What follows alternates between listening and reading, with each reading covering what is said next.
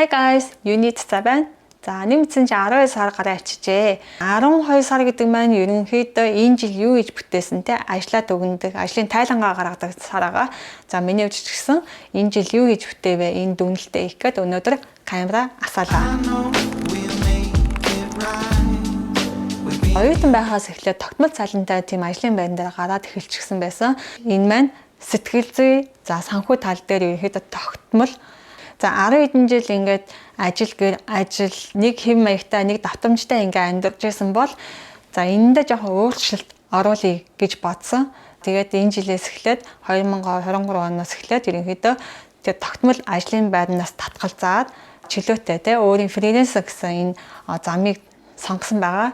Хийхийг хүссэн тэг хийж үзмээр байсан, зориг хүрэхгүй, цаг зааваа гаргаж чадахгүй байсан тийм ажлуудыг ерөнхийдөө хийж эхлүүлж байгаа.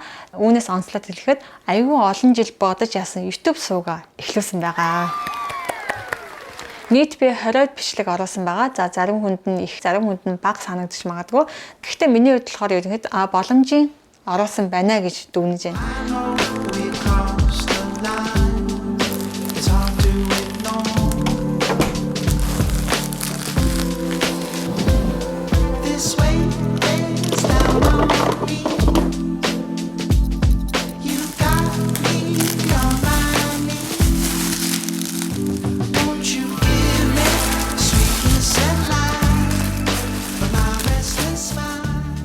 За энэ модыг хизээ авсан бэ гэхээр 2021 онд нийтэд захиалж авсан. За аваад яг нэг удаа засчихсан дараа тэгээд засаагүй ингээд дуутанд хийгээ тавьчихсан байсан. Нодлон болохоор бид хоёр Тайландд байсан. Тэгээд Тайландд байж агаад модоо засч амжаагүй. Ямар ч гэсэн гацар модоо араалаа. За 2024 онд хилцаа гэдэг хүн юу хийх вэ? За хамгийн эхэлж бол YouTube сувгаа эхлүүлчихсэн байгаа. Энэ сувгаа илүү хөгжүүлээд олон хүнд хүртээмжтэй байлгах тал дээр ерөнхийдөө ажиллана.